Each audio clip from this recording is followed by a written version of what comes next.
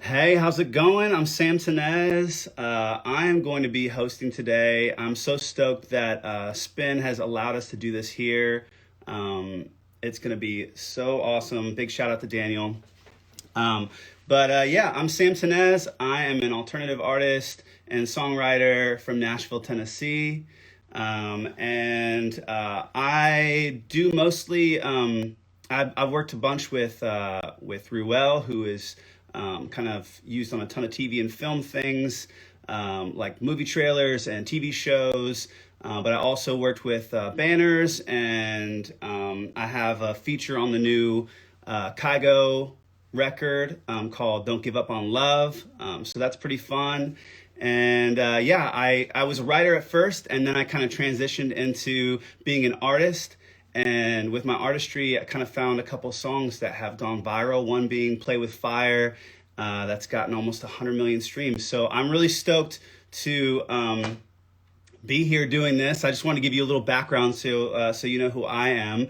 But today I'm doing Battle Talks Live with Brandon Boyd. And what Battle Talks is, it's a series I started kind of based on my EP that's out called Warplanes EP. And it's basically about how every great artist, behind every great artist is a battle story. So that is the background on that. And Brandon just joined. Awesome, awesome.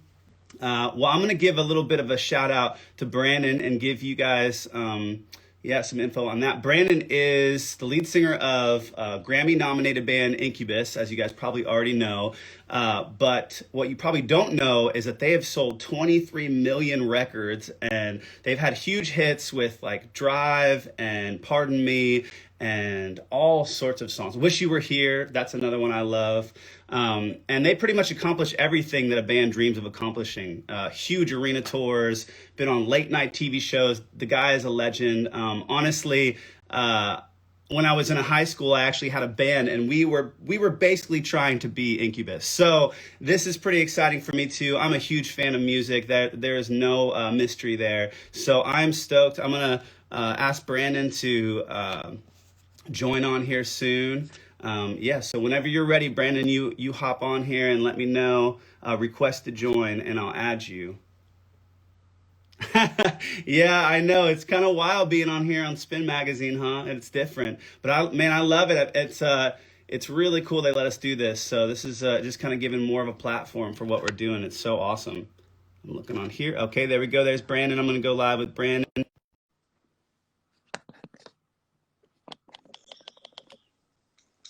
Hey, what's up, man? Hey, how are you?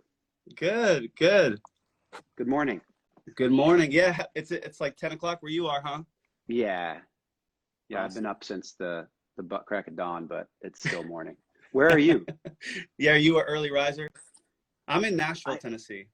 Oh, nice, nice. I am actually. I usually wake up with the sun, and I have a lot of help with that by my elderly French bulldog, Bruce. He wakes up before the sun, so he's my little That's alarm clock. amazing. Yeah, pets are the best at that. They wake up at like butt crack of dawn for sure. Yeah, they're on a whole different Uh, like cycle, so I just follow him. that's awesome. Well, man, I've been a big fan of your work, so I'm excited to get to talk about some things, some of your music. You might have heard some of the intro, but basically what I do with these is I kind of go through and I talk about, people's battle story. And for me, that's just like all the struggle and the craziness you've been through to get to where you're at. Hmm. Um, and when I was first looking at it seems like you guys have had a crazy long journey in the beginning, even from Yeah. 1991 to 1996, when you actually had a span of signing to Sony.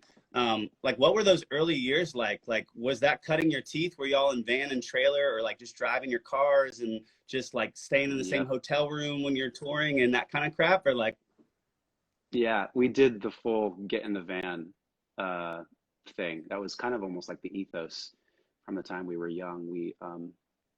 I think we kind of knew that we had a long way to go as far as our songwriting was concerned, but the part that was the most fun and still kind of is the most fun was just playing live, was just being in front of people, even if it was, you know, 4 people at some random bar somewhere.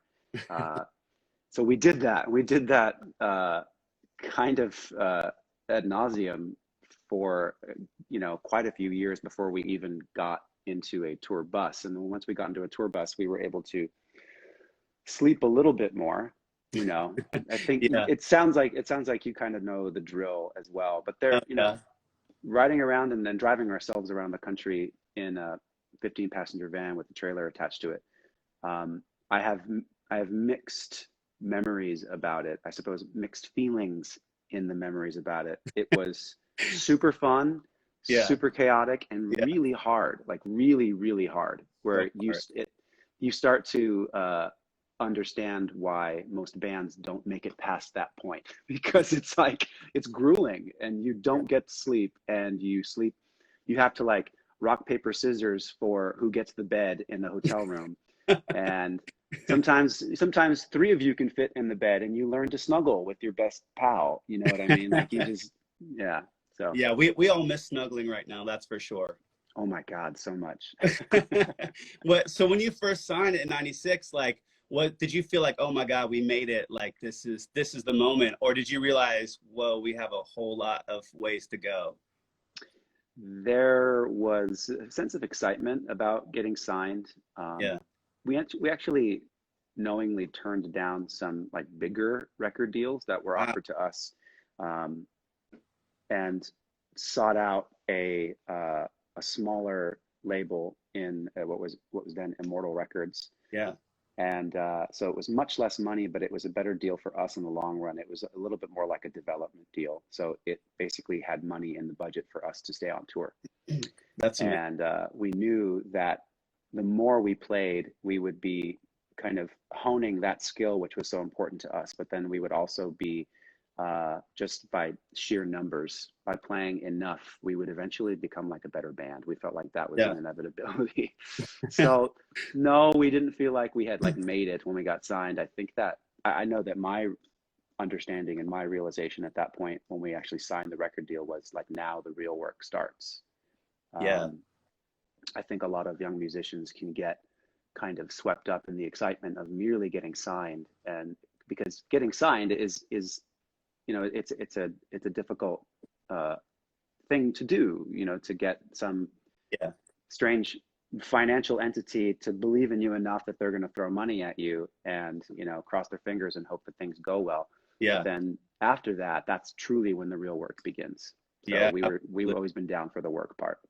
Man, well, I'll skip around a little bit too, so you'll have to forgive me in that. But like, Science was a huge record for me personally. I remember hearing that record and feeling like nothing else sounded like it at the time. It was just like Thank you. all on its own. It was almost like from another world. You know, like what was the biggest influences for that? Were you influenced by grunge and hip hop, or like what was kind of happening to like bring those sounds out? We were still very much kind of cycling through our biggest influences at that point in time, Yeah. as many young bands do, if not all young bands do. You know, you even said it in your intro. It's like when Yeah. we first start playing music on our own, we're most of the time we're kind of just emulating or imitating our most cherished bands. So Yeah. for us, that was like Primus and the Red Hot Chili Peppers and the Yeah. Beastie Boys and Pearl Jam and Rage Against the Machine and Yes. Soundgarden. You know what I mean? Like we had this huge uh, list of bands that we couldn't even put one of them first. It was just like we loved all of this music, and we were really blessed to be the age that we were in the time that we were when we started our band, because it was really like this. It was like a renaissance Yeah. in music. It was hip hop was flourishing, rock music was flourishing in the form of grunge and Yeah. other kind of subgenres, and hardcore music was flourishing. There's so much. It was just like it was like a rainbow of influences, and we weren't picky. We just were like, this is all amazing. We want to be in a band too. So Yeah. we just kind of that, and so Science was a result of us still very much sort of sifting through all those influences, and it really took until we started writing the album after that, which became Make Yourself, that we really started to um, naturally kind of filter those influences, and not we were actively trying not to sound like anybody, Hmm. but we were honoring, and that's how you truly honor an influence, is by speaking it aloud, like we are referencing this, but we're running it through this kind of vast filter of our young life experience. And that's how we started to develop our own sound, I think. That's cool. That's super cool. Yeah, I kind of can't believe they didn't pull a single from that record. Like, was there no radio single from that record? We did have a single from that record, but it was only sent around to college radio stations. Okay, like AAA. Okay, that makes sense. Yeah, so it was a song called "A Certain Shade of Green," Yes, okay, that's and the one that I thought. I was like, why yeah, didn't they send that one? I'm like, that one's the one. yeah, they did. They just sent it to. Okay. It was in a much more limited play, and we got a little bit of play on college radio stations, and did a Yeah. lot of gigs around those kinds of things. And we made a music video too, and it's ridiculous, but it's awesome. That's one I haven't seen. I've seen like the Pardon Me one and a bunch of others, but I need to go back and check that one out. We I have some like pre-budget music videos, like before we had money to spend, that are truly terrible, but in the best possible way. That's crazy. That's so Mhm. funny. Yeah, you like when you have no money, but you want it to look super dope, so you just come up with the coolest ideas possible. Sometimes a vast budget can be a hindrance, because if you don't have a good idea, it doesn't matter how much money you throw at it. And we've made those videos too. That's amazing.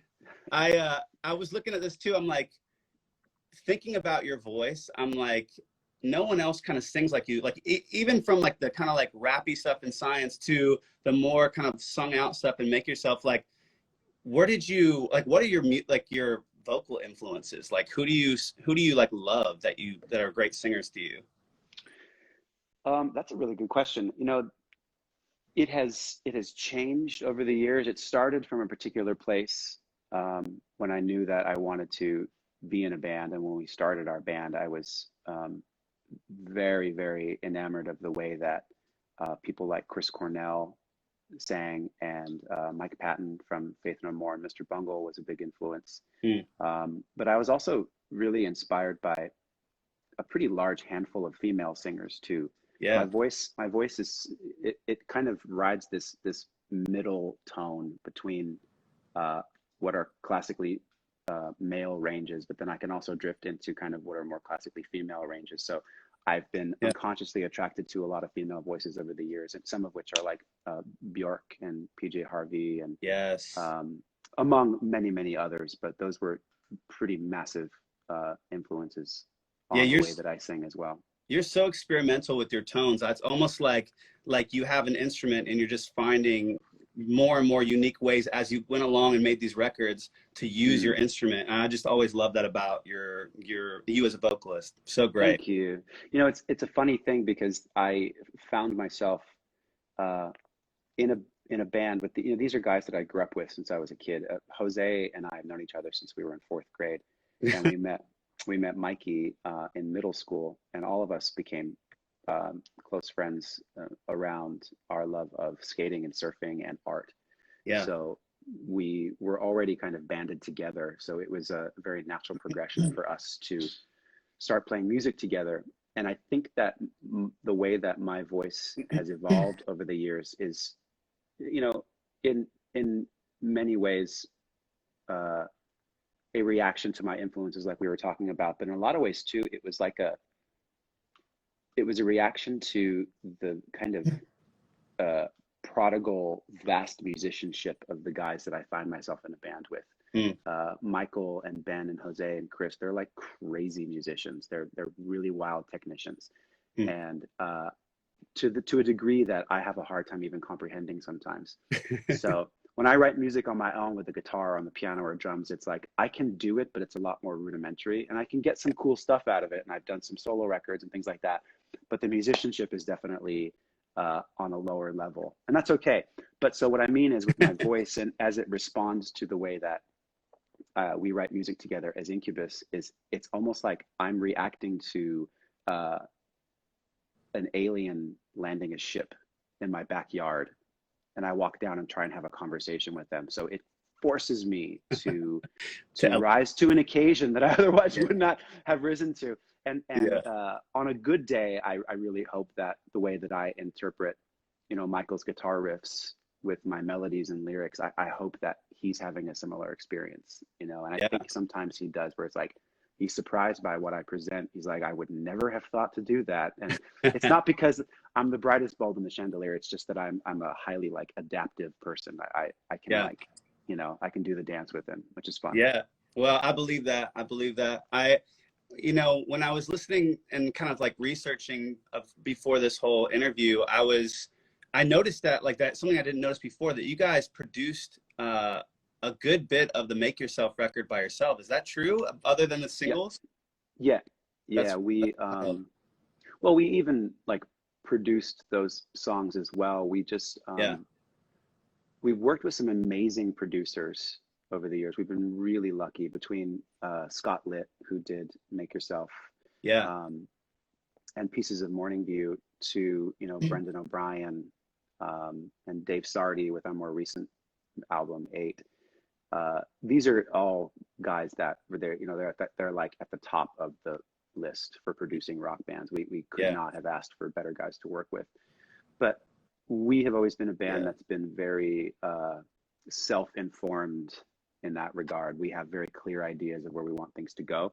So what's amazing about working with guys like those three that I just mentioned is that I think they come into the projects understanding that we are pretty we're fluid, and that we're open to all kinds of ideas, but that we're not just sort of like there to be told what to do. Like we're Yeah, actively involved in the process at every single step of the way. yeah. That's what makes it fun. That's cool. I That's like your shirt, by the way, Deftones. Those are our boys. thank you. It's so funny. I actually had this shirt like way back in the day, and I just recently kind of bumped into it on eBay, and I was like, I've got to get this shirt again. Like I miss. Hmm. It's like an old new stock tour shirt. So I was like, I've got Nice, it again. But nice. yeah, I Those guys are great, man. so good, so good. One other thing I was thinking about too is like, I've watched some interviews with Phantogram. I'm not sure if you're familiar with them, but like Hmm. Phantogram and them working kind of with Ricky Reed on a song called "You Don't Get Me High Anymore." And one thing that they were saying is like they have this tight knit group between Sarah and I can never remember the other main guy in the band, Hmm. Hmm. and bringing somebody else in from the outside that started speaking into their art was a little hard, but they also had enough respect for him to let him kind of insert a few things. Is that kind of more the process that was happening for Pardon Me and a few other songs on Make Yourself? Yeah, with the producer Scott of that Yeah, record, you mean? yeah, Yeah, there was some element of that. There was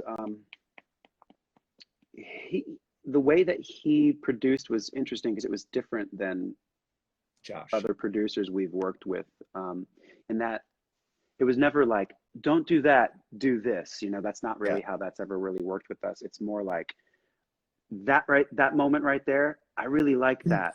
That's really good. This is the best part of the song, mm, and run with that. yeah, And so it's a little bit abstract, and so you're left to sort of interpret, what does he mean? Like, should we make this part twice as long? And then you see him in the corner, like, you know, yeah. scratching his chin, like, yeah, maybe. Man, And so it's a conversation of sorts. I miss those type of producers. I feel like these days producers are a new role where they're building the track and they're mixing it and they're mastering it Mm, and they have the vision for the thing, for kind of what you kind of referenced in some other things as like, electronic music, and it's kind of less bandish. And I miss, a real band being in a room, someone kind of observing from the outside and kind of pulling the mhm. gold out. There's something magic about that for sure. I agree. And I think that it's one of the reasons why, even though like rock and roll, the idea of a handful of people, uh, each individually specialized at their instruments, getting into a room together Yeah, and making something, as it's out of favor right now. It is not yeah, the music du jour, um, but it kind of comes in waves. and Yeah. it falls out of favor, and then it falls back in favor in a big way, and then it falls out of favor, and then it reinvents itself in some other way. And so it's been interesting to be in the same rock band for now almost 30 years and watch those cycles, watch what we do fall out of favor and then come back into style, and Yeah. then fall out of favor and go back into style. It kind of makes me think that the idea of rock and roll will never fully die off, even though it has like zombified periods where it's drifting on a life that it once had, and it's sort of like, you know, cloudy eyed walking into the future somewhere. But Yeah. sometimes, you know, bands emerge, new bands, and they reinvent it in a way that sounds completely new. And then sometimes bands that we have known about for some time come back with an album that's completely fresh, and it changes the conversation. So Yeah, absolutely. Yeah, I think Billie Eilish has been one of those people who's kind of opened up the idea that pop music can be dark. You know, it's like yeah, there was this whole thing of like it has to be shiny and perfect and whatever else. And Billie Eilish and her brother came in and were like, "Hey, we made this in our bedroom and it's super dark." And yeah. you I And was what were you saying? oh, I was just going to say that it's it's wild to see what becomes popular and what rises to Mm, the fore, and a lot of it has to do with the, you know, the artist, in this case Billie Eilish and her brother. yeah, But so much of how it's received depends on the kind of the societal circumstances or the cultural circumstances yeah, that are ready to catch it and absorb it and accept it. So it's wild because it's possible that 5 years ago or 10 years ago, Billie Eilish wouldn't have worked, and she could have like gone crazy. more obscure. But the way that the world has shifted and the way that it has, it like met her and her thing at this exact moment. And it's a really wild phenomenon to witness, Yeah, or God forbid, to be the band that meets the world at its moment at any particular time. There's a little bit of like synchronicity that's involved there. But anyway, yeah, go on. absolutely. You know, that was one thing I was going to ask you about, pardon me, on that Make Yourself record is like, it feels like it might have been a little bit of ahead of its time because the more I read about it, the more it seems like you guys fought to make it a single, fought to get radio to really come onto it. And then fans were so overly over the top about how much they loved it that people couldn't deny it anymore. And they just started playing it all over radio. Is that how it felt to you? Yeah, yeah. We put it out as a single, and it did better than anything we'd put out before because our record label finally started like shopping it to you know, like actual, you know, like rock stations and alternative rock stations and Yeah.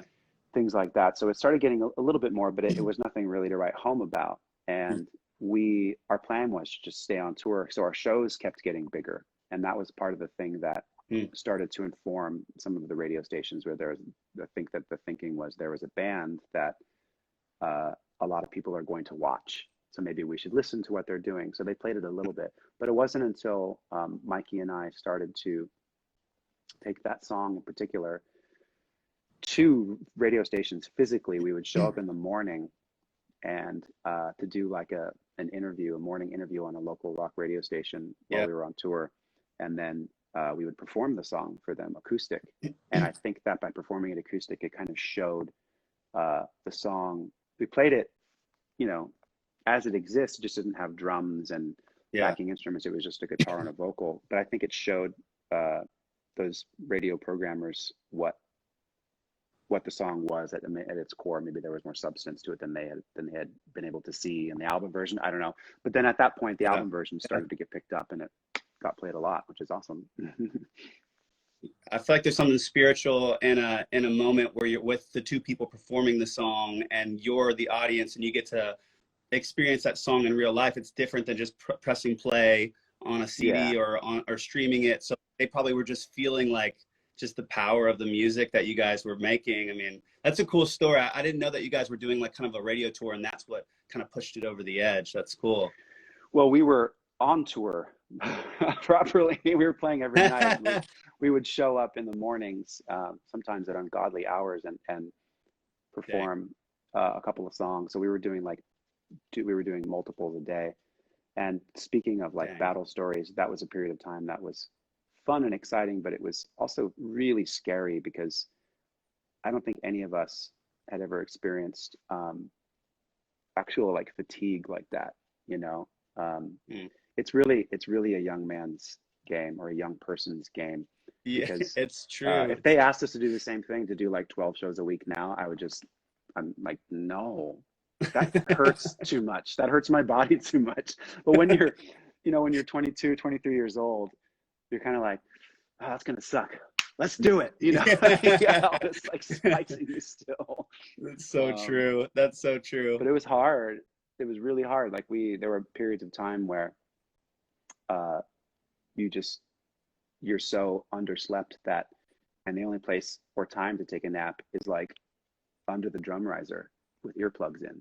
And so you go and you take a nap on the So floor on the crazy. stage, or you that's the period of time where it's like you eat when you can, you sleep when you can, not because you're hungry right Yeah. now or because you're tired. It's like you just get those basic needs whenever you have a tiny little sliver of time, and Yeah. you steal them away to the best of your ability. I was looking at too, like, Morning View was another record that was like, after Make Yourself, to have another record that was even bigger to me, like, it's crazy. I think you guys had 4 or 5 singles on the chart at some point with that record at the same time or Mm. something. And, like, what was your mindset when you were making it? I know as an artist, it's really hard to, like, if you have past success, to not try to just repeat what you did. Like, Mm. where did your headspace go to keep you from landing in this, like, it's not sophomore slump because there was other records that happened before it, but that sort of headspace of a sophomore slump of like, oh my gosh, here's my first huge commercial success. This next record better be good or we're gonna, did you have any of those fears, or did you just make art? You know, some of those concerns were expressed by a couple of the guys in the band, here and there during the process of making both Make Yourself and Morning View and successive records after that. Um, I can only tell you what my experience was in amongst those things. I had almost an ethos of sorts that helped to uh, enrich the challenge Mm, of creating original work, and also take some of the pressure off of myself. And really the ethos is you're not allowed to repeat yourself. mm, So that makes it harder. yeah. Um, but there's something kind of liberating about that too, because you've drawn yourself a boundary of sorts Mm, where, you know, when we talk about in art and boundaries aren't words that are like synonymous. In fact, they're almost diametrically opposed yeah. from a certain point of view. But when you draw yourself a boundary that's pretty clearly defined, and it's something as simple as don't do the same thing that you did before, Mm, um, consciously at least, because we all have creative patterns, and we're going to repeat certain things, whether it's the cadence of our voice or the style of delivery, things like that. We don't yeah. have as much control over, so we'll let go of that. But in terms of like Drive was a big hit, let's get another one of those, you know, which we heard that a lot from Yeah. management and record label Yeah. and people who are experts and things like that. But our collective reaction to that was, that would be lame. There's nothing cool about, like, that's awesome that that song is doing so well, Yeah. but that would be a real cop out for us, both creatively and personally and intellectually, to Yeah. merely copy our own formula. And so we decided, like, we don't do that. And even if it means that that was our biggest moment and we were already past it, Yeah. so be it. So we were much more, I suppose, adventurous in our creative ethos as a band, and we still continue to be. And the thing is we probably have left a lot of potential like success on the table for having Mm. that kind of stubborn ethos. But um, the flip side of it, or that the result of that, is that we still are a very active, very enthusiastic band, and we still love making music together. Yeah. And partly because we're like, yeah, we don't Yeah. do that shit. You know, Yeah. we're looking for gems. We're mining for gems. We're not polishing Mm. turds that already existed. So I love that. I mean, it would be so low hanging fruit to do another Drive because Drive was so massive. I mean, I Mm. remember like everybody I knew who was learning to play guitar or loved alternative music. I guess you'd call it rock at that time, but it's Yeah. like they were all learning Drive on guitar, and it was a Mm. huge, it was just had a huge footprint on people, you know, of my generation of like, man, like there's so it would be so tempting to do another Drive, to do another acoustic Yeah. kind of, you know, catchy kind of thing. But you guys were like, no, we're going to do something totally different. And I think it paid off in a huge way. I mean, you know, even too, I noticed that with your record after that, you guys, A Crow Left of the Murder, like you guys went kind of to another places again. And, you Mm. know, and I kind of like what I loved about when I read more about the story of that record was that you guys are, I don't know if it was you guys or people you surrounded yourself with, but the business savvy of you guys was so inspiring because I think as artists, like people like you can get, you know, so taken advantage of who are super artistic and love to just, I don't know, just to create art and that you do it for the passion and for the love of it. But what I Mm. love about it is that with The Crow Left of the Murder, you guys went back and said, hey, like we want to renegotiate, like we want to make our deal better. We need to be also participating in the lion's share of what's happening. And you know, Mm. the way the music industry is going right now, it's just the artists aren't seeing as much of the income. And so, you know, my question to you was like, whose idea was that to do that? Like, have you guys always been business savvy, or did you just surround yourself with smart people? I think that there's a little bit of both of that. I can't claim to be terribly business savvy, but I'm not entirely ignorant Yeah. as to the goings on.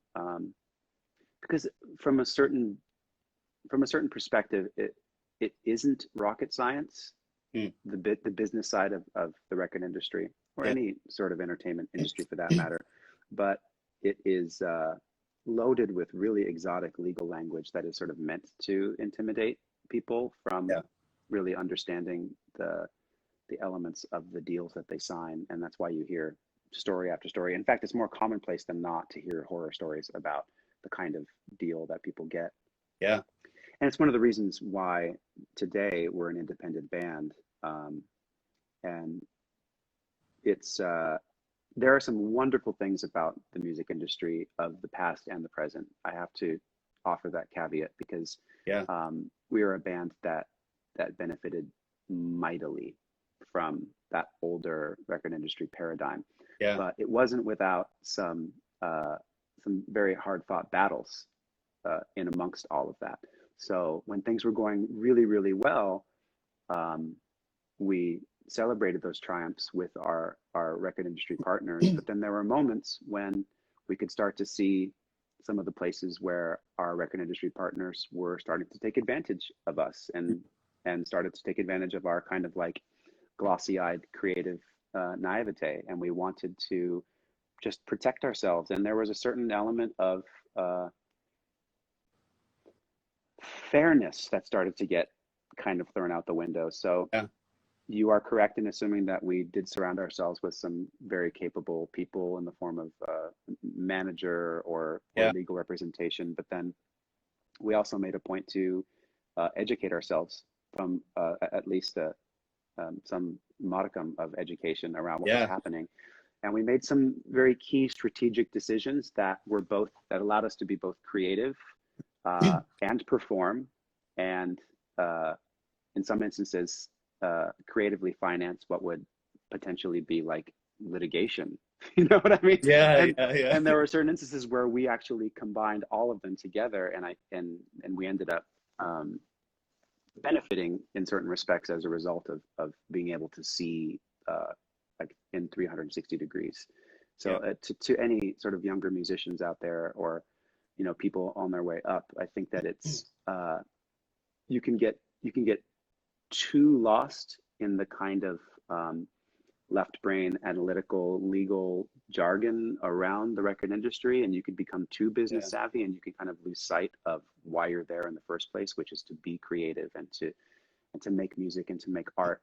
But then you can be too lost in the full right hemisphere part of creativity, and people Yeah. will just take advantage of you. So what makes sense is to kind of have an area where you know how to cross-pollinate both of those hemispheres and learn how to watch your own back, learn how to surround yourself with capable, trustworthy people so that you can spend most of your time in those creative spaces. Does that make sense? Yeah, I have to think that like the reason why you guys are still a band today and considered a legacy act of like, you know, of a high level is because you guys made a business decision like that where it allowed you to continue and, you know, because it's not just like a selfish, I want more money. It's like a, if I Mm, don't, if I'm not fairly cut in, I'm not able to continue to do it, what I love. And I think artists yeah, forget that, you know, and so you guys yeah. made that decision and I'm sure it was hard, but I'm thankful for it because then we got more music from you guys, which is awesome. So super cool. Yeah, yeah. Thanks for noticing. And I don't want to discourage, once again, younger musicians or people that are breaking into the industry from doing so because there is Yeah. so much incredible experience and so much magic to be experienced in a life of making music. Yeah. But like um, any other walk of life, and really any walk of life, any trade you find yourself in, any anything in any realm of experience, if you don't have uh, one ear to the tracks, so to speak, and and one eye up in the clouds, you're going to find yourself tripping up in certain places.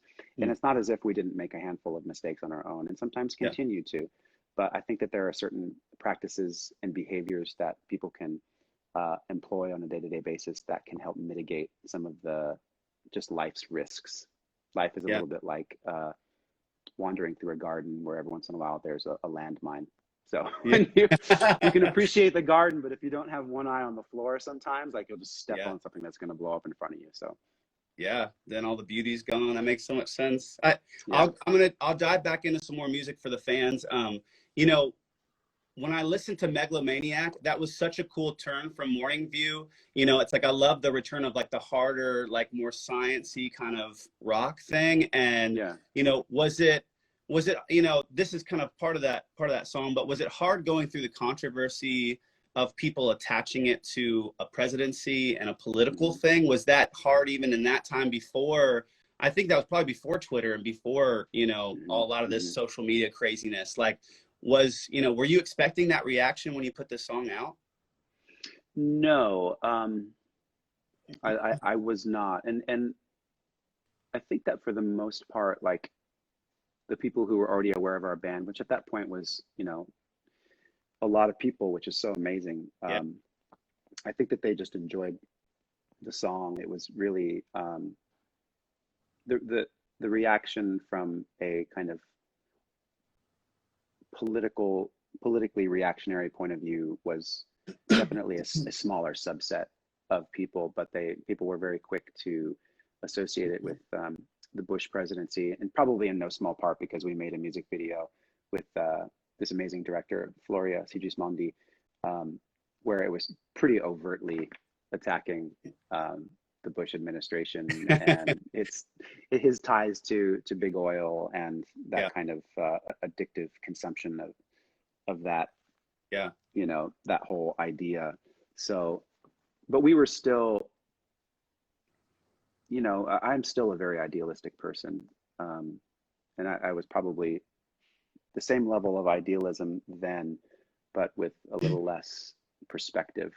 So I wouldn't change anything, but there definitely Yeah. was some blowback for sure. I remember like walking down the street once in Santa Monica when that single was kind of all over the place. And a few times like random people like chided me. They like criticized me on the street for Whoa. having, yeah, Wow. so weird. And this is way before social media. I don't think it existed yet. Yeah. And these are just people's opinions about it. And it was almost like a how dare you criticize our leader kind of a thing. And Jeez. do you remember that period of time, like when after 9/11, Yeah. when it Yeah. was for quite a few years where any kind of critique, and it's still here now, any Yeah. critique towards American leadership was considered un-American. Yeah. And that's still to me, it's like the weirdest concept to live in a country that exalts freedom of speech as much as we do, but then Yeah. be so quick to want to clamp down on any form of peaceful dissent. Yeah. So there were really only a handful of moments that were kind of strange like that. For the most part, it was a really positive experience. Yeah, I can imagine in that time. I mean, it's even more so now with all the trolling on all these social media things, but the Yeah. blowback is real and the cancel culture is real, and it's very strange. It's a very strange time to be alive and to have opinions. To have any opinion is to have the chance of being canceled. So that's kind of, Yeah. it's not Imagine fun. that. Which kind of gets me into the next one, agoraphobia, the fear of going outside, the fear of being outside. It's like with all this craziness, happening, um, you know, it's kind of crazy how relevant that song from that record from such a long time ago is Mm, so relevant now, with the pandemic and the rioting and everything else going on, mm, there's probably a lot of people who are just staying inside and not even just staying inside in a physical way, but in a way of like not connecting with people and feeling fear of, I don't know, just everything. So like when you yeah. guys went and did this new version of Agoraphobia, like what kind of triggered that for y'all? It was Mike and I were chatting about um, just recording some music because both of us have very kind of humble recording setups at our respective homes, and we were musing about how there are kind of a good handful of Incubus songs that feel weirdly relevant right now, Mm. and they had relevance to us and hopefully to some people that listened to them when they first came out, whether it was in 1999 or whether it was in 2003, in this case, Yeah. 2003, 2004 with Agoraphobia. But that song in particular spoke to the moment in a way that it was almost like comically relevant. It was like, this is so on the nose, it's almost weird. Uh, and then we went back and forth, was like, is that lame for us to kind Yeah. of put that out again, put out a single from a record that's 17 years old? And then we kind of like, we kind of just, I think we both shrugged our shoulders and we were like, I don't fucking care. Let's do it. It's a cool song. Yeah, Let's do it yeah. again. So he sent me the acoustic guitar track that he recorded at his house, and then I recorded the vocal here at mine, and then I masked up and went up to his house with my camera, and I filmed him playing it, and then my girlfriend filmed me singing it here, and we kind of threw it together in the video that we put out.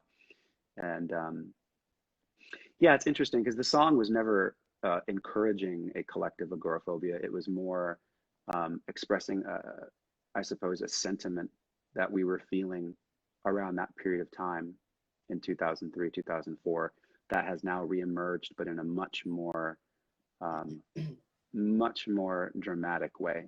I Yeah. don't think that I have ever experienced a time in my lifetime thus far where there has been a kind of collective fear of literally going outside, Mm. uh, expressing your opinion Yeah. out of fear of being canceled, to your point before. Yeah. Um, it's so strange.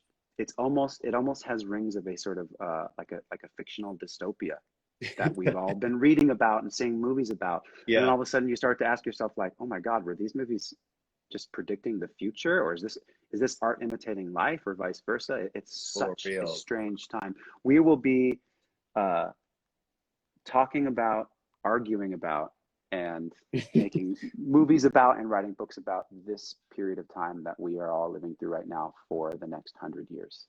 It's It's going, true. It's mark my crazy to think words. about that. Like this is Yeah. this is a huge moment in history. I mean, so many huge things are happening. Yeah, I was I watched the quarantine version of Our Love, the performance that you Mm. guys did with that too. Where are you? Where is that, like that ceiling that has the cool pattern? Like Oh yeah, it's a yurt. I have a yurt on my property here, oh and my gosh. I live in the Santa Monica Mountains, so I have a little bit of space, which is amazing right now. I feel Cool. so blessed to have a little bit of space, but it's Yeah. a short walk from my house, and the yurt is it's like a tent, but a really nice tent, and it was originally invented in like outer Mongolia, Crazy. and they used to line them with furs and things, and they would insulate them with fur and skins, and then have a wood burning situation in the center of it. So mine's kind of like a modern version of that, but it's mostly where I paint. That's cool. I didn't know you painted. That's awesome. Are you, Yeah. do you do a lot of art yourself? Like, do you have any plans to do any kind of stuff by yourself? As far as visual art or audio art, what do you mean? I guess all art, like, have you ever done a solo record? Like, is that something on your mind? Yeah, I've actually done two solo records over the years. My first one came out in 2010. It's Okay. called The Wild Trapeze. And I really like the record because it's a very pure album. There's not a lot of studio trickery to it. I Mm. recorded it uh, alone with a friend and a producer named Dave Fridman, upstate New York in the woods in a converted Amish barn. And I played all the instruments on the record. So all the guitar, the drums, the bass. Dave is a more accomplished keyboard player than I am. So he did some of the more complex keys, but Yeah. he mixed it and we put it out, and it's kind of a little bit more of like a cult success than anything, hence the reason you probably never heard of it, but it's worth Yeah. a listen. And then in 2013 or 14, one of those years, I did a record with our longtime Incubus producer, Brendan O'Brien. He and I did a record That's awesome. together, and we called it Sons of the Sea. And it's a completely different kind of album that I've ever made. It's like really weird psychedelic pop. Um, and so it has like sort of through lines with Incubus, but not intentionally. I think it's just because Yeah. I'm the singer and the lyricist, and it's probably Yeah. the most through line type of a thing. But it's also worth a listen because it's very musically dense, lyrically dense, and fun. It's a very fun album. I've got to go But back and check those out. I'm an absolute doofus for not knowing about that. Everybody's like, "How did you not know?" well, They're the thing right, is though. They're too. right. Well, it's a I take zero offense to the fact you never heard of it, and part of me is kind of excited that you haven't heard them because you have you might really enjoy them, or you might hate them enough to curse even having talked to me today. You never know. Like that's kind of exciting.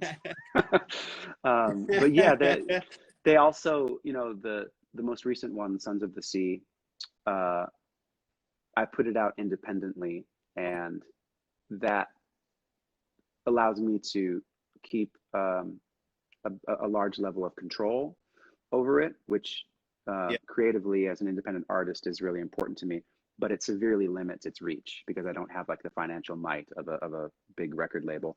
Yeah. So most people haven't heard that record, and there's something that, it's like I'd love for lots of people to listen to everything that I do or that we do in Incubus. But there's something about records being like slow discoveries over periods of time that I'm almost accustomed to at this point. Incubus was never a band that was popular immediately. Mm. Our our progression in our both creatively and our career has been the slowest arc. It's been like it is the proverbial slow burn. Yeah. It's the joint that like never goes out. You know what I mean? It just it Yeah. just it just keeps sort of climbing, plateaus, dips, climbs, plateaus, dips, and so I've come to understand that almost everything that I do and work on has that kind of effect. And so it's fun. Like people are still discovering Incubus. People are going to be discovering things that we do collectively, but also individually for a long time, which is really exciting. Yeah, it's absolutely a legacy of art. I'm like, when I think about how many records you guys have made, it's like it's not enough. Like it's so much I could never cover it all in 1 hour. So, which is so cool. Well, I was going to ask you two more quick questions before you go, and I always ask Yeah. these same ones. And you can give quick answers or long answers, whatever you're feeling. I know it's going to kick us off in 10 minutes, but I wanted to ask you, if you could name one battle that's the hardest personal battle that you've been through and how you overcame it, what would you say that Mm. was? Ooh, wow. I am no stranger to personal struggle or collective struggle for that matter. So I don't even know where I would begin. Excuse me. I suppose one of the things that have been the most challenging for me has been I had a kind of I had a very humbling experience about 10 years ago. Well, it began about 10 years ago, um, in that I started to, it's so long of a story. I'll just say that I had very severe health issues Mm. for a period of time. And it's not easy enough to state in like, I stubbed my toe real bad, then I lost my toe and it was hard. It's like, it's Yeah. not like that at all. It's this kind of long, protracted event that led to a great deal of physical pain in my body for what felt like an excruciating period of time. And the high level pain part lasted about 6 months. And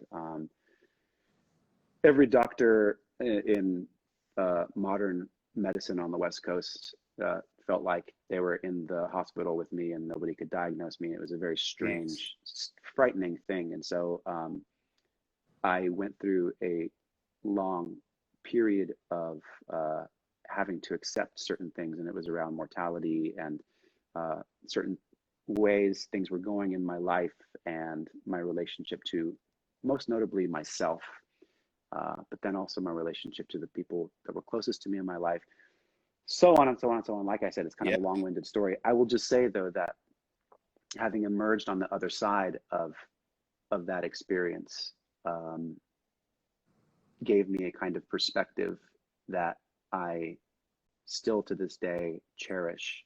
Mm. And it made me want to make more music. It made me want to Yeah. make more art. It made me want to get even closer to the people closest to me in my life. It made me appreciate my experience in our band in a way that I never thought was possible.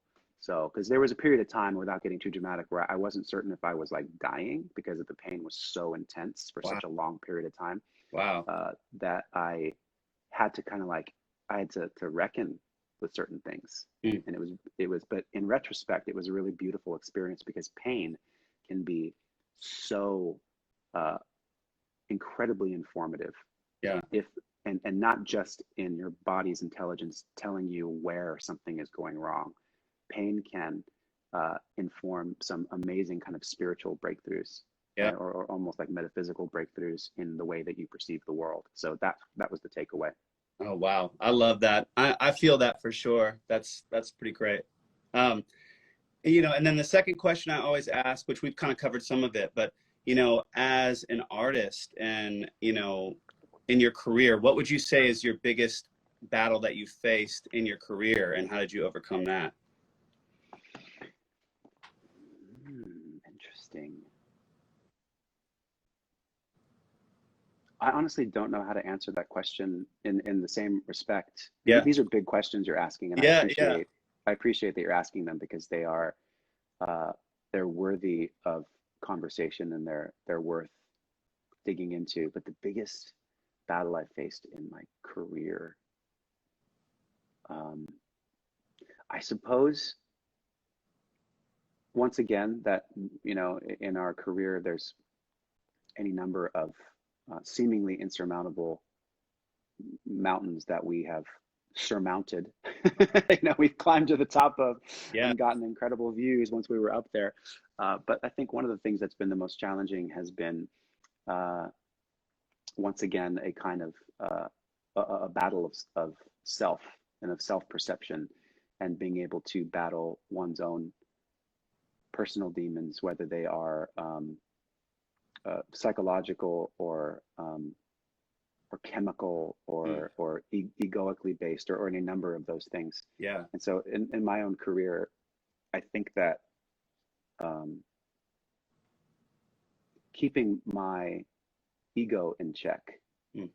And I've made that kind of a something of high priority, Yeah.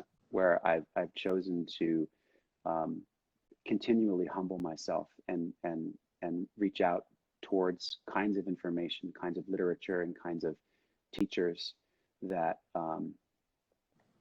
helped me keep one's, or in this case, my egoic experience of being in my position in keeping it grounded. And so I've been fascinated with learning about uh, the idea of ego and its evolved capacity and where it comes from, what it is, how I am not identical to it, not associating too much with it.